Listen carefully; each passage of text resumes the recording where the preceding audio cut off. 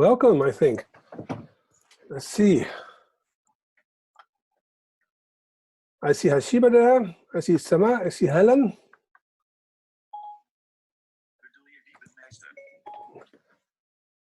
I don't see Suying Lai yet. Ladies, can you hear me?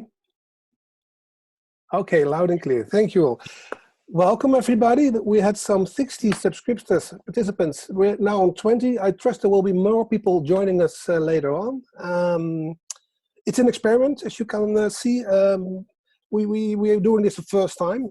This is on the theme, the impact of the global COVID crisis on the global south. Thank you for joining us this Friday afternoon, and I hope you will not only listen or view to what we have to share here, but also will participate actively by sharing your comments. And please use the chat box for your questions, for your remarks, and for your comments. And maybe you can start using now by sharing your name and perhaps your organization or whatever. I think we have a couple of very remarkable speakers this afternoon from all over the world with solid insights and very different perspectives. From war-torn Yemen, from the Mediterranean Sea and Libya, a nightmare for refugees, and from Uganda in Eastern Africa, a country not going too bad, but hampered by worrisome neighbors and other issues. I will shortly after this introduce the speakers to you more properly. I will tell a little bit more about the COVID Café, or I will ask Xuying, who is just joining us now. My name is Peter Heinze, I'm from KUNO, and this all started with a telephone call from Xuying. And Xuying is head of the humanitarian affairs at Oxfam Novib in the Netherlands. Thank you for joining us, Xuying, because the first question was for you. Could you perhaps explain what the idea was of the COVID Café? Good afternoon, everybody. And if people are in different time zones, potentially good evening, good morning. I think for me and for Oxfam Novib, it's really twofold. First of all, it is about remaining connected during this time when I think in a certain way we're all isolated professionally. And I think it really is different when you're actually having a chat with a broader global community like this versus, a continuous stream of emails. But I think also, we also all realize what sort of a huge crisis this is. The COVID pandemic is not only a humanitarian crisis, social crisis, economic crisis, but potentially also a critical juncture, which I think will influence how our world will be governed, how public policy will be governed for many years to come.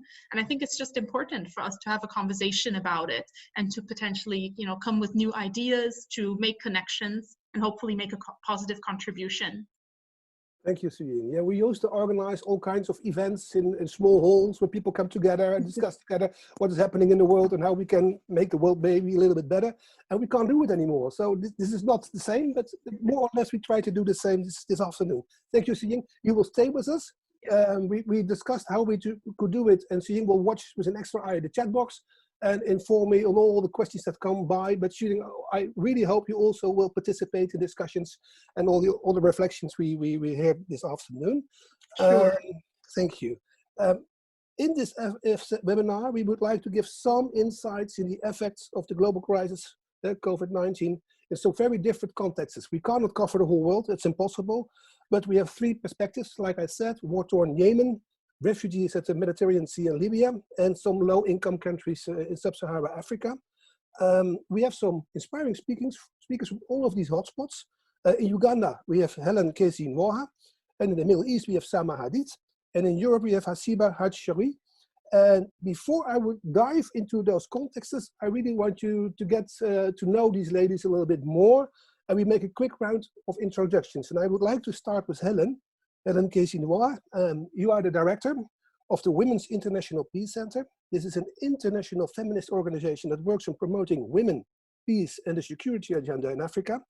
You have over 20 years of experience in working on women's rights, gender, peace building, conflict resolutions, and governance in many, many countries like Nigeria, Liberia, South Sudan, the USC, Burundi, Uganda, Nepal. Now you are based in Kampala, but you come from Nigeria. When I was much, much, much younger, we had a song on the radio of Sting, there's a British artist, I'm feeling like an Englishman in New York. He was an alien in New York. Is a Nigerian woman in Uganda also feeling like an alien? And does it help in these kind of conflict crisis, COVID crisis times? Okay, well, I'm almost like a Ugandan. I've lived here for about 9 years now. I've lived and worked here and worked in the region as well. But in terms of the lockdown, I think it's a bit difficult to be very far from family, and people that you usually want to be close to when there is a crisis. But because of the nature of the job, and because we also work in crisis situation, it's almost like an extension of the office. So very quickly, what we are doing within the organization is we're developing a guide, a self-care and wellness guide to support women human rights defenders. And we've been holding sections with staff, and now we want to open it up to other women human rights defenders. And I think that has helped me to cope a bit, with the pandemic and with the lockdown. Okay, thank you, Ellen. We'll hear a lot more of you later. I'll go to the second speaker, Sama Hadid. Sama, you are Director Advocacy, Media and Campaigns for Oxfam in Yemen. And I believe you're based in Lebanon. And if I'm correct, Beirut is also very hard hit by this crisis. Is it true? And the other question, does this hamper your work? Because your work is in Yemen, and I don't think you can travel very easily to Yemen right now. Could you reflect on that, Sama? Yes, just wanted to make sure you can hear me. Yes, loud and clear. The internet access in Lebanon is very bad. We're known for this.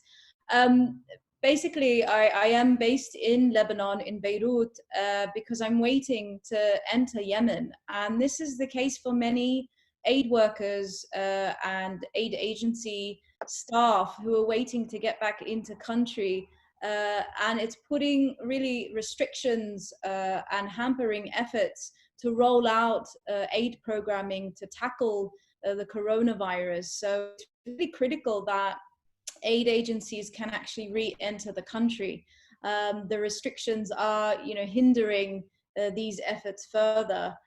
In Beirut at the moment, I'm Lebanese, and I come from the north of Lebanon, which is being hit hardest by an economic crisis that is facing the country at the moment. There are a lot of poor communities in Lebanon who are struggling to keep up with these economic challenges, let alone the added burden of coronavirus. Lebanon's a small country, and yet we have close to more than 1 million refugees in Lebanon who are also dealing really harshly with the coronavirus spread. A lot of refugees live in crowded camps, which makes social distancing almost impossible. So I think the situation in Lebanon overall is very tense. It's very challenging. You have rising poverty, rising unemployment, and then now we're dealing with this coronavirus challenge. So it's going to worsen conditions, unfortunately. Yeah.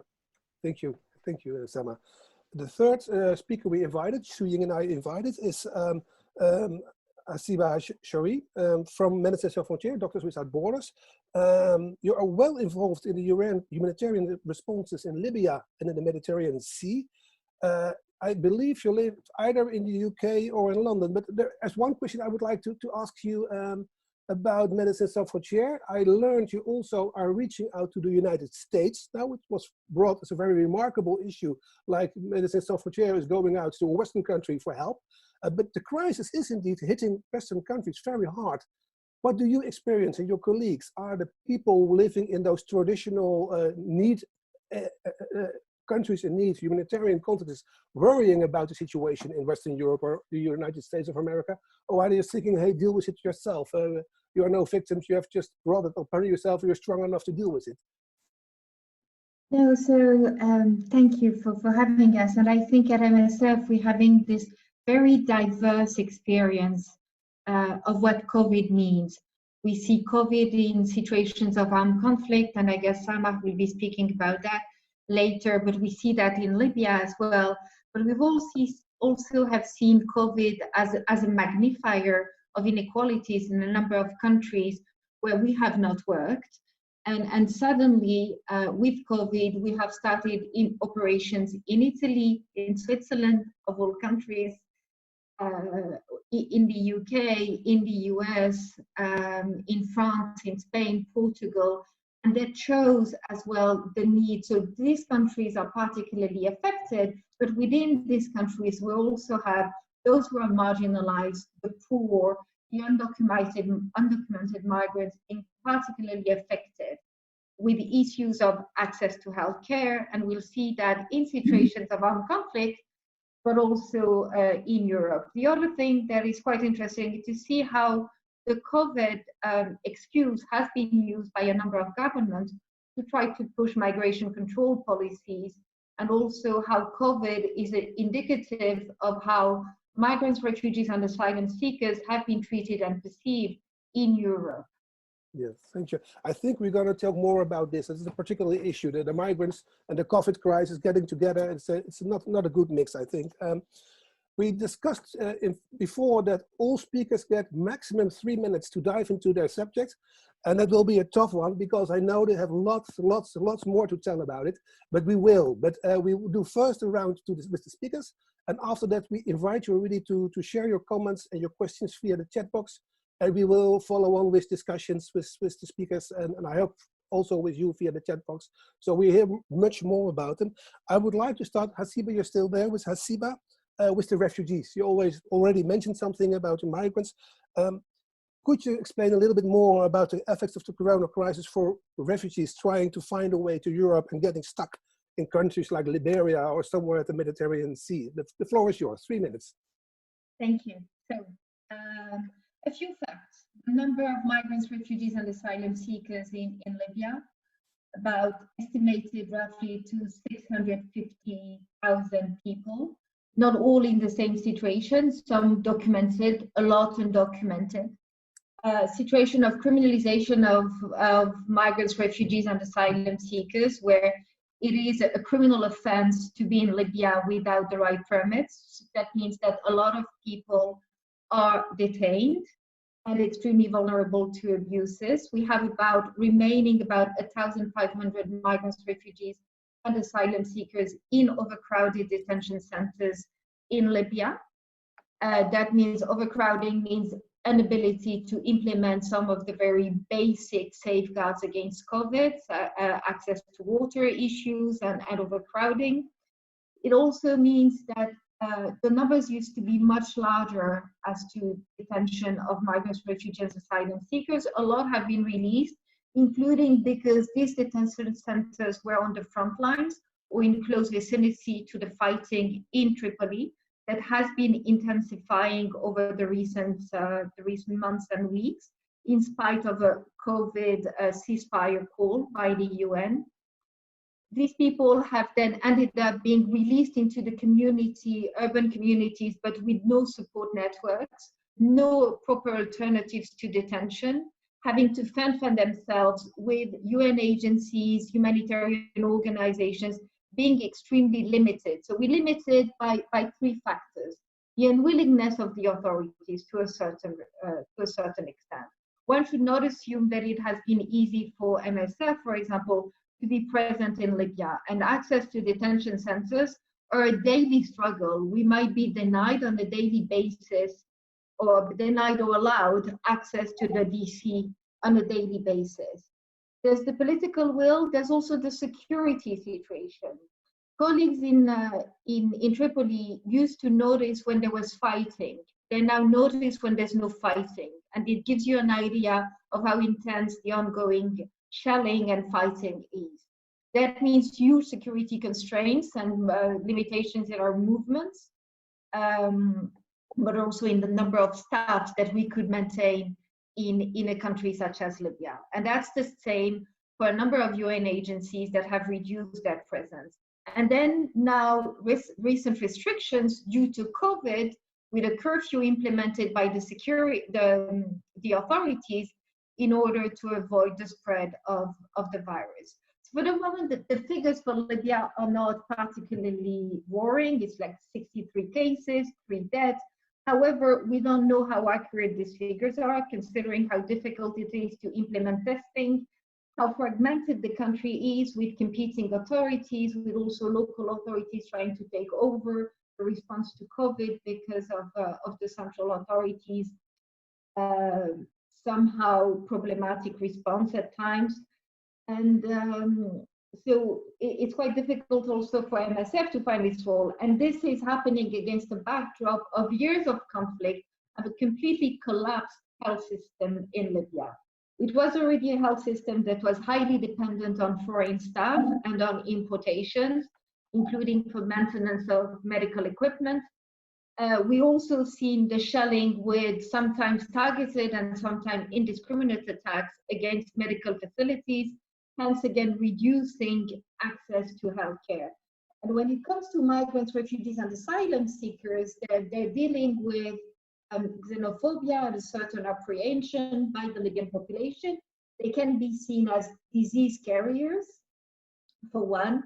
Access to the public health care is far from granted, including because they are at risk of arrest and being deported or jailed simply because of their migration status.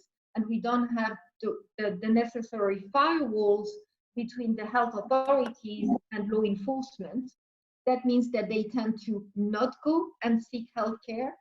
A response of the authorities that is not clear. We don't know whether their COVID response include migrants, refugees, and asylum seekers, be it in detention or outside detentions, and really not a clear pathways for these migrants, refugees, and asylum seekers to seek medical care if they need it. There were recent surveys, and more than 40%, between 40 and 50% of migrants, refugees, and asylum seekers didn't know how to get health care in Libya. So that's the situation in Libya. That means that for those who want to flee Libya or to return to their country of origin, it is complicated because the borders are closed. IOM has suspended its repatriation flights. UNHCR has closed, but that was a few months earlier, its gathering and departure center, a facility it was running in Libya. It has also suspended its evacuation flights to Niger or to Rwanda. And that means that the only way out for some of these desperate people, including Libyans, is going to be the sea. Where we see an increase in the number of departure from Libya on really flimsy dinghies where people are risking their lives to try to reach Europe. But we've also seen how COVID has triggered, at best, a knee-jerking reaction from the Italian and Maltese authorities, and at worst, has just become an excuse to try to push forward migration control policies in the most extreme forms, with the closure of ports, with the declaration of the Italian authorities, followed by the Maltese, that their ports were unsafe for disembarkation of people. And what we see is also the Maltese and the Italian authorities delaying rescuing people at risk in spite of alerts by Alarm Fund, for example, an NGO providing monitoring and alerting the authorities in case of a dinghy at risk. And we've also seen a number of pushbacks towards Libya. So we've seen not only are Europeans not taking their responsibilities, but they're also trying to contract out that responsibility to the Libyan Coast Guard, who are then intercepting people, taking them to Libya, some disappearing upon disembarkation, some going to the very detention centers where their lives is at risk, either because of the conditions of detentions, but also now because of COVID. So we have a lot of elements that are a lethal recipe for migrants, refugees, and asylum seekers. And I'll stop here. Thank you, Asiba. Thank you very much. For this broad perspective, I just want to check with Sama and with Helen, because some issues are particularly interesting. I think these are the more political issues, like politicians trying to use the COVID crisis for their own purposes and push back migrants or refugees and asylum seekers, and this dangerous mix that can exist, that can grow between seeing asylum seekers as disease bringers, as Asiba said. Do you recognize that in Uganda or in Yemen and Lebanon? Sama, you first. Well, traditionally, asylum seekers, who are one of the most vulnerable groups in society, whether in Western countries or non-Western countries, are always seen as scapegoats and used and exploited by authorities to peddle xenophobic, sentiments and further exploit, these xenophobic fears in the community. So unfortunately, they are often scapegoated in this way. I think the situation in Yemen is a bit different. I think that you have, a lot of displaced communities who are quite vulnerable and are not really exploited in the same way as you would see asylum seekers or refugees exploited in countries like Lebanon.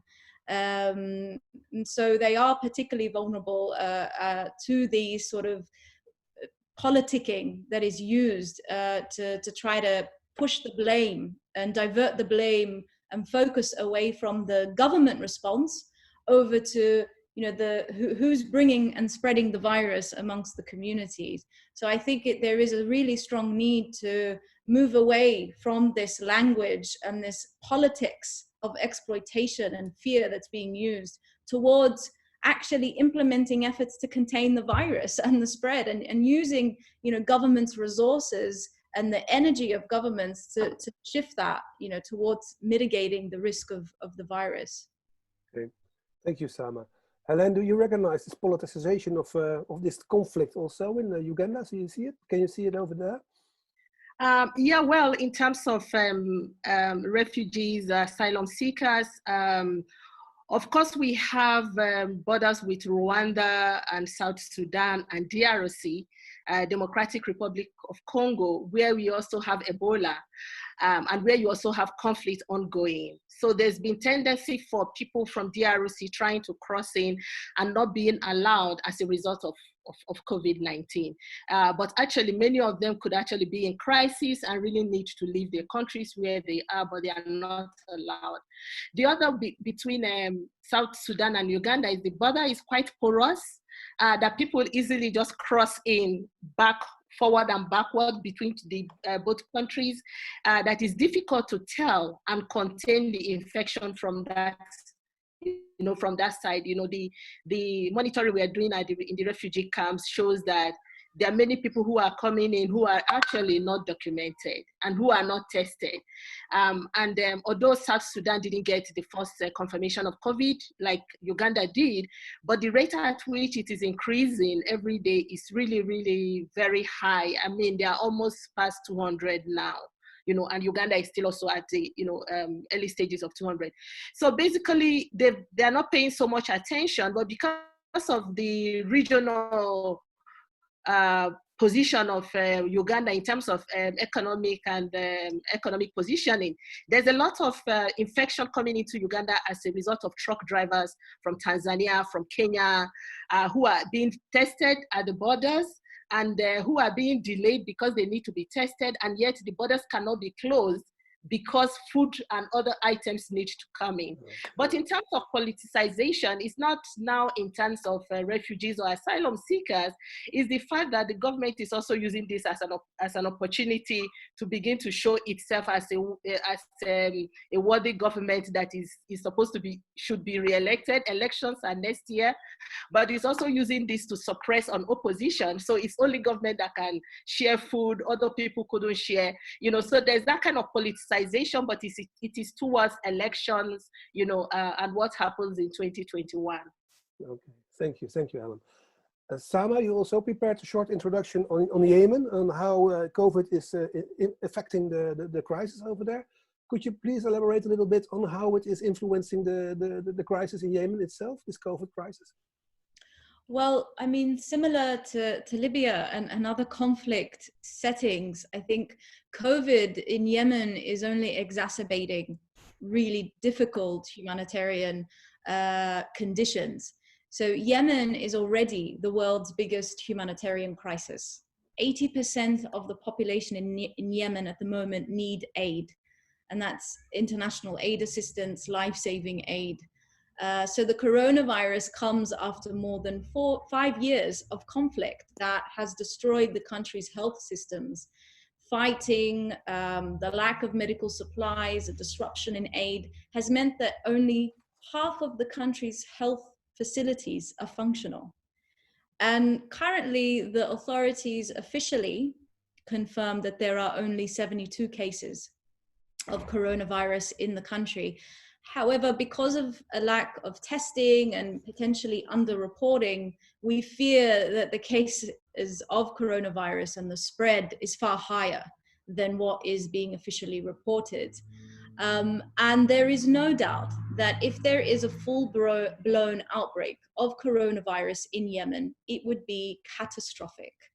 You know, millions of Yemenis live with a lack of access to safe water and sanitation.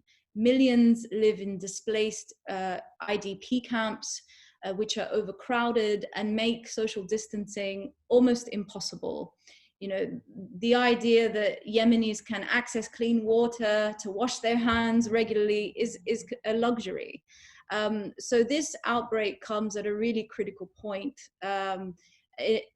And for a health system that is incredibly fragile. It's also occurring alongside other waterborne diseases such as cholera. And now the rainy season has started in Yemen, which means that cholera could actually spread further, which only compounds, you know, the spread of coronavirus and further puts strain on the fragile health system, which could bring it to the brink of collapse. So really, I think it's clear that this war-stricken country cannot cope with multiple health crises. It cannot cope, nor is it well equipped to deal with a pandemic of this size. What's worsening the situation is that there is a lack of funding to the humanitarian response in Yemen. The UN has raised alarm bells around the lack of funding. They've highlighted that nearly 31 of their programs may have to shut down in Yemen because of a lack of funding from international donors. And that means millions of Yemenis will lose out on critical life-saving aid and humanitarian assistance because of this lack of funding. So we are urging, you know, all donors, traditional donors as well, to continue their funding to the humanitarian response. And I just wanted to highlight that I think the government of the Netherlands has been traditionally a very generous donor of international humanitarian responses, especially Yemen. And I know from my colleagues that in the parliament in the Netherlands, there was a report that was received from one of the independent advisory bodies for foreign policy in the Netherlands, proposing and recommending that the government responds to the international COVID response by providing, you know, 1 billion euros to that response. And I think that really is necessary at the moment.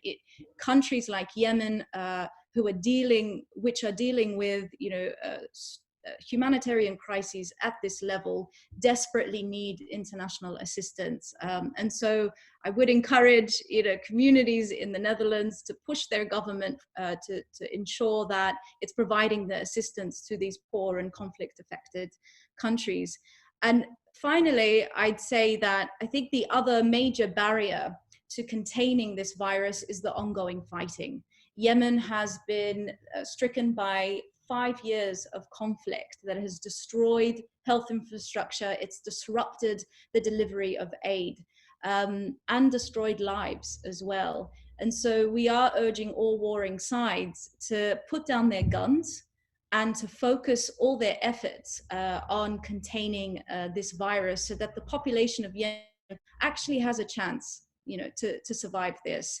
And I want to, within this spirit, also finish on, you know, one of the lines that women's peace activists mentioned to us in an interview recently.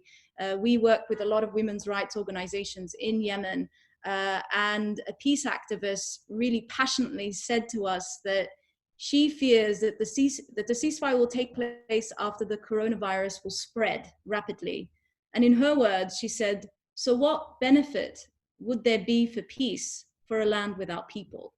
And I think that really highlights the urgency that's needed around a ceasefire to contain this virus. So I'll just end there. Okay, thank you, Salma. Well, one additional question for you, though. It was Guterres, I believe, in March, the Secretary General of the United States, calling for a ceasefire because of COVID worldwide. But how was this call from Guterres perceived? Not only by the militias, the fighting people they keep on fighting, but is everybody laughing about it? So is this like a ridiculous idea from some Secretary General of the United Nations who is beyond reality or something? Well, within the context of Yemen, the Saudi-led coalition did agree to a unilateral ceasefire, and they've extended this for the next few weeks. However, other warring sides and parties to the conflict did not agree to this. And despite the Saudi-led coalition even announcing this ceasefire, fighting has continued by all sides. So they, rhetorically agree and voice their commitment to a ceasefire, but then in practice and on the ground, fighting just continues. So there is a lack of seriousness around this. But what's worse is that the international backers of warring sides in Yemen are also not, pushing this ceasefire forward. We saw that the ceasefire resolution was discussed at the United Nations Security Council only a week ago, a few days ago, and it was vetoed by the US government. So that really signals and reflects the lack of commitment that, some governments around the world who are fueling, conflicts and are fueling the crisis, particularly in Yemen, their lack of commitment to peace efforts. And we really do need all backers, whether within Yemen or internationally, to push for peace. Okay, thank you, Sama. I quickly go to Helen because we're already halfway, I think, of our cafe. Helen, Uganda is not doing too bad economically, they say. It is a poor country, but it's growing slowly to a middle-income country. It's hampered by some neighbors, and the growth of the people, the population is going very fast. And now comes COVID. So please, could you elaborate on how COVID has an impact on such a country, which is going not too bad, but has to deal with this crisis? That's very interesting. We're always joking about the middle, that we're going to be middle income in the next few months, despite the fact that so many people are still poor, and I think we're not doing very well in terms of that. Of course, economically, you have more women in the informal sector in Uganda. So I will just give that background. So many of the women, that's where they work, that's where they get their income. A lot of the population is really poor, even though we are working towards middle income. So the approach to the response to COVID is to lock down everywhere, and everyone stays at home, no transport, closure of non-essential services, closure of schools, and bringing the military out to make sure they contain people, from outside, And what that has done is showing, what military, how a state can very quickly turn a pandemic into a war-like situation without looking at the social and economic aspects of the impact of the pandemic. So I'm just going to share a bit about the gender dimensions then of the lockdown and the nature of what happened to women as a result of that. In terms of the closure of school, of course, many of the developed countries who started the lockdown and whom we are copying from have a technology that allows people to school from home. So what has happened here is that people are at home, but education has stopped. And now there are conversations in terms of providing lectures through television and radio and internet, but not very many people have access to that. And you can imagine for very poor families who cannot even afford phone or internet, how are they going to go to school? So education is at a standstill. There are efforts, but it's just for specific kind of people. And what we are seeing is increased workload for girls who are now at home and doing work, but also increased violence against girls who are at home. There's a lot of concern that many girls are going to get pregnant before the end of this. There's a lot of incest going on within families, and some of these are not being discussed. And how this is going to impact on the girl. In terms of the closure of non-essential services, which then means women who are in informal businesses and who fend for their homes, you find out that a lot of people who are in low income can no more earn money for their families. And many people have lost their jobs as a result of informal work that you get paid on a daily basis. One good thing that the government did was to leave the markets open. The bad thing about it is that women are not allowed to go home. If you're working in the market, that you have to sleep in the market. So this has also increased the vulnerability of women who are selling in the market to health issues, to rape, and to physical violence in terms of theft. They are providing for them mosquito nets, which is also very interesting again. But an assessment that was done by one of the organizations found that most of the nets were taken by men who sell in the market. So you find out that a lot of these inequalities, which we usually experience in normal times, is being escalated in the time of COVID. So what we are seeing is, in terms of healthcare, there's a lot of attention on COVID, less attention on malaria. Because of the lockdown, it's only in emergency situations and delivery situations that you can go to the hospital. But women have complications related to pregnancy. So a lot of women are dying from pregnancy-related complications that are not being attended to. We are seeing increased sexual and gender-based violence all over. Both in the homes, in the environment, but also in the refugee camps. We are seeing increased conflict within the refugee camps, and we see reduction in the quantity of food for refugees. So there is a lot of impact on refugee population in terms of the lockdown and how the response is being carried out. Now, in terms of social distancing, like my colleague already mentioned, it's difficult in refugee situations, but also they don't have the means to even buy soap or sanitizers, you know, or the things that are, or masks to even wear. And yet they have to live in these confined spaces, and yet they have to look for things to eat. The refugee women we are working with have told us that their rations have been reduced, you know, so they are not getting as much ration as they usually would get, and they then need to do other things to see how they can increase their well-being. Another interesting thing that I would like to add and end with is that despite the challenges that we seem to have, we applaud the fact that the leadership in response to COVID in Uganda is by women, because the health minister is a woman, and she has shown a lot of professionalism in terms of how she has, you know, conducted the rapid response. And the fact that Uganda didn't have so many cases should actually be acclaimed to her as part of, you know, the way that she has worked and shown a lot of empathy in terms of her leadership. And so we could actually celebrate feminist leadership in that extent. And very quickly when this happened, the women's organization in Uganda set up a women's task force for COVID response.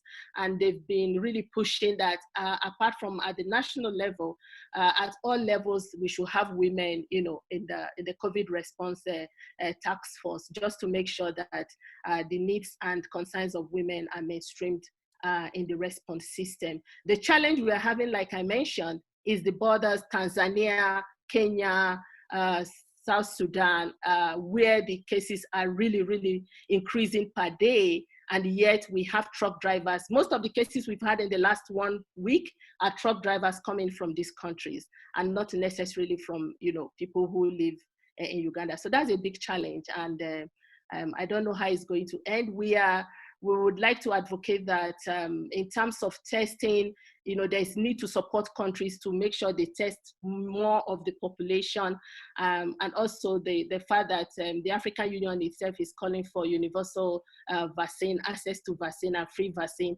if ever it comes. We are really concerned about the refugee situation, and we are praying, I don't know if prayers would work this time, that the COVID pandemic does not get into the refugee camp, because it's going to really be something that is going to be horrible in terms of the population, because we have more than 1 million refugees in Uganda.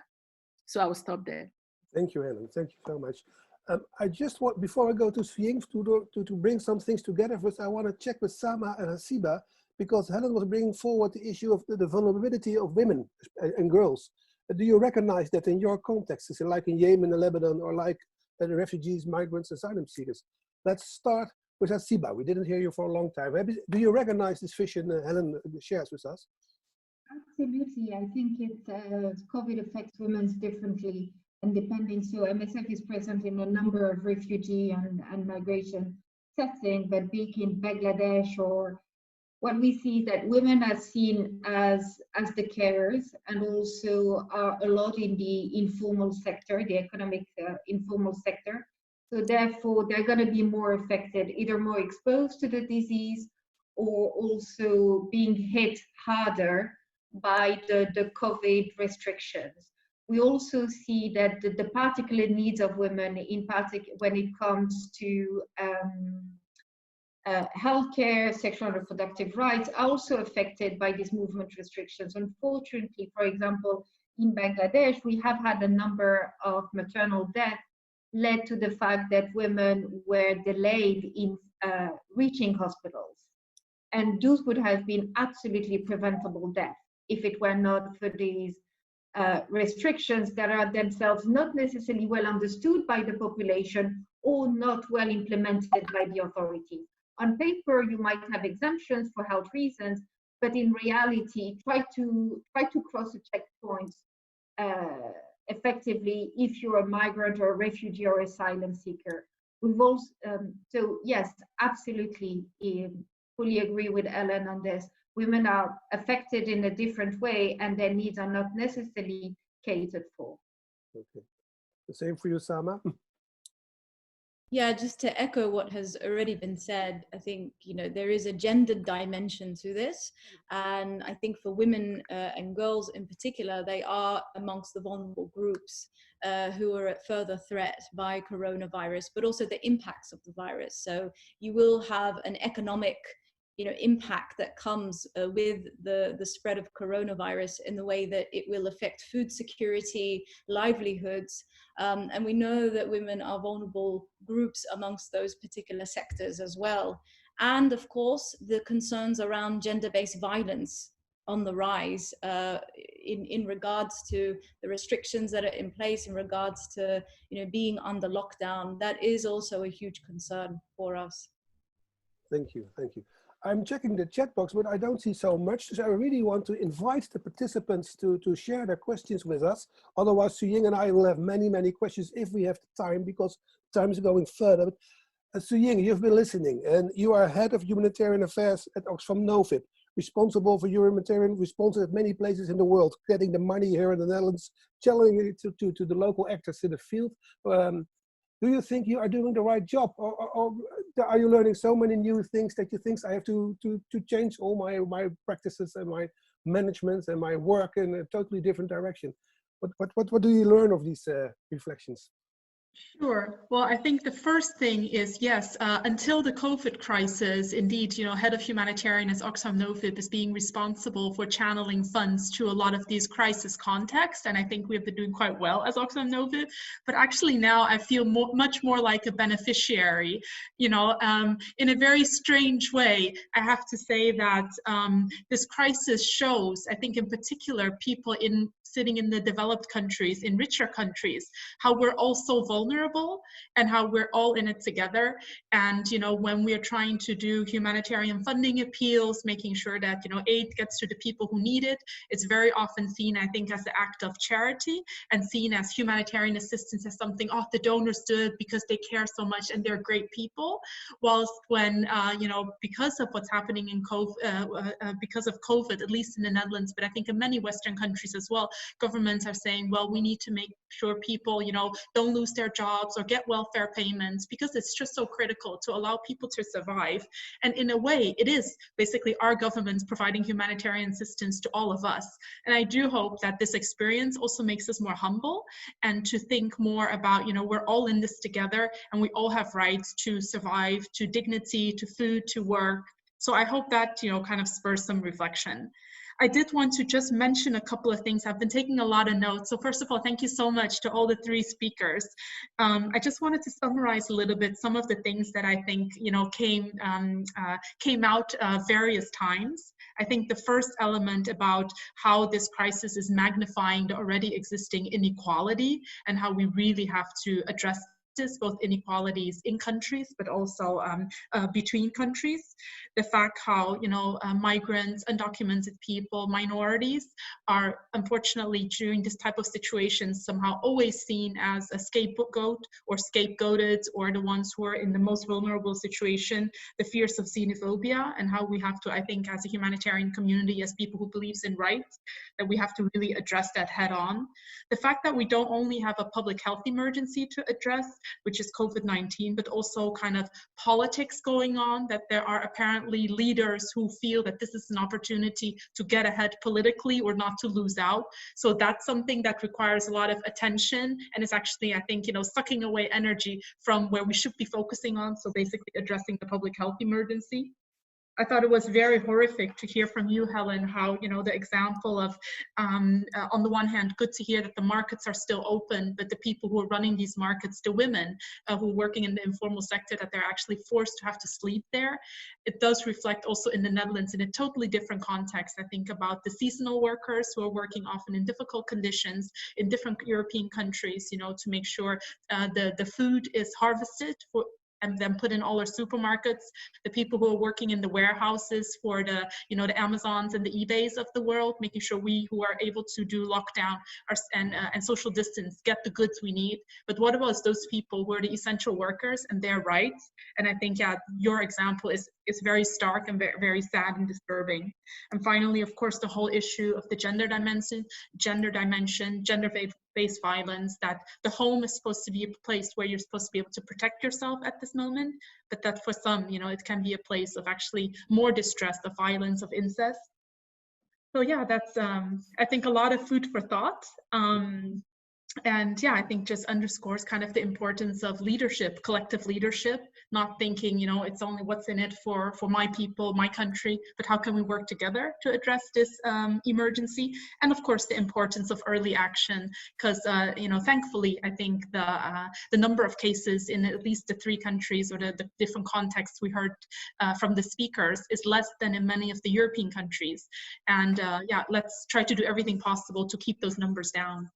And I think there's at least one question. Yeah, and a very Go ahead, one. Peter. It's not an easy one. It's a very relevant question. You didn't have time to read it. Shall I read it then? Okay. It's Please. from Estefania from Puerto Rico, but she's living now in the Netherlands. Not an easy question, but I hope you all can give me 2 suggestions, and that's, I think, a beautiful roundup for this session. What are the main learning points from the impact of the COVID in the humanitarian mission that could be translated into new strategies to strengthen the access to aid during the future health crisis? So what can we learn from what we are doing now for perhaps future health crisis? Maybe you can each choose 1 or 2 things you think we should not forget when after this crisis is over. Who would like to kick off? It's not an easy question, I know. Asiba, was that I want to kick off? Give it a go. I think at MSF we're particularly concerned in maintaining our body of work, our existing body of work, and continuing to service the populations we are servicing in our various projects, while at the same time responding to COVID.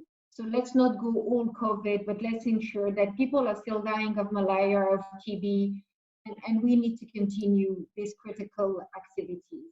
So that's one. Second is probably we will increase our lobbying. What we've seen, we were completely immobilized when one state after another started closing their borders. And we need to negotiate these exemptions for humanitarian organizations so that if it happens again, I think we're ready to go immediately. We're not facing the obstacles that we are currently facing. It's just extremely difficult. Somehow we're saying that I'm in Lebanon waiting to be able to go to Yemen, and we have had to charter some special flights, and we have a lot of staff waiting to go to their positions in the field because of that. On the other hand, also, so those are 2 very immediate lessons. One thing that I'd like to say is that I also see COVID as an opportunity for us to look at things differently, and also the perception, for example, of migrants, refugees, and asylum seekers. Yes, their vulnerability was magnified. Yes, xenophobia has increased tremendously in some contexts, but there's also a realization of how needed they are for the economy in a number of countries. We've seen in Italy this week regularization of undocumented migrants. We are seeing in the UK how suddenly their contribution to the NHS is valued when there is also a lot of opportunities for us when it comes to migrants, refugees, and asylum seekers to try to change, to shift the dynamics here and the perception. Thank you, Asiba. Sama, would you take over? Sure, I would just add one thing and leave you with one particular point. And I think what this crisis has shown is that there is immense potential and capacity for local actors to respond to this crisis. And as a humanitarian community, we need to be consistently working with local NGOs, local civil society organizations to tackle issues around humanitarian crisis or development crises. In Yemen, what's been so inspiring to see is through our partnerships with local NGOs and civil society actors, we've been able to support their efforts to roll out mitigation strategies, health activities to support their communities. And you see, women's rights organizations in Yemen, women's organizations, other civil society organizations responding to the crisis and trying their best, despite the challenges, despite the conflict, to mitigate the spread of the virus and other diseases as well. So I think that's a really inspiring story to show that communities who are directly affected by war, who are directly affected by humanitarian crises or this health crisis now, are really stepping up and showing their leadership where there are gaps in national leadership. And that needs to be backed, that needs to be supported by the bigger INGO communities, the bigger aid agencies. And I think that's needed not only now, but moving forward as well. Thanks. Okay. Thank you, Sama. Helen, the same question for you, but I have an extra question for you, if you can do it shortly. There's another question from Marcus Nietzsche from Berlin. And I think you might be best positioned to give a quick answer. We have the strategy of flatten the curve, restrictions, social distancing. And one big question I hear a lot of here in Western Europe, we can do that, this social distancing. But when you're living in the suburbs or in a township in South Africa, or when you're a refugee, it's impossible. So is this strategy of flattening the curve, is it a good strategy for Sub-Saharan Africa, or is it way beyond what is possible? And of course, also, do you have a learning for us? You should. I will switch off the video so that my voice is clearer. So I like the point about the fact that women's rights organizations and indigenous organizations have the capacity to respond to crisis. So that was one thing I wanted to say. My second point is, since she has talked a lot about it, is the fact that I think it's now time to change the approach to humanitarian response that kind of comes in a short term to deal with issues, around displacement and migration and war and going away. What we are learning from these and from the situation in South Sudan and Uganda is that it could actually take a long time, to do humanitarian response, depending on the nature of the conflict, depending on how the warring parties are looking at it, but also depending on the kind of strategies that, the country that is receiving refugees put in place. For example, Uganda has a very good refugee policy that enables refugees to either live within the community or live in the camps. But in terms of supply of food, you can see that now that the crisis is on, the government is also supplying food to people who cannot afford as a result of the lockdown. So refugees would not become the priority again, because there is the general population that needs food and there is the refugee, So is it time that humanitarian response looks at something more sustainable when they are responding to the needs of refugees in terms of food supplies? So instead of giving food, is to give them a means to be able to buy the food. And the fact that we also need to strengthen and support the strengthening of health system post-conflict. So the same thing that is happening in Yemen, in Libya, is the same thing that is happening in northern Uganda, where the health system is weak. So we're looking for other ways to close this gap, and it's practically impossible, that we close it, and we're just praying and that this does not escalate. So that brings me to the next question, about social distancing. Of course, social distancing cannot work in the camp because people are given specific size to live in. Whether they are 10, a family is 10 or 20, is the same size that each family has. So how do you social distance in that? So this idea of flattening the curve, I don't know how it is going to work. I think that it is time that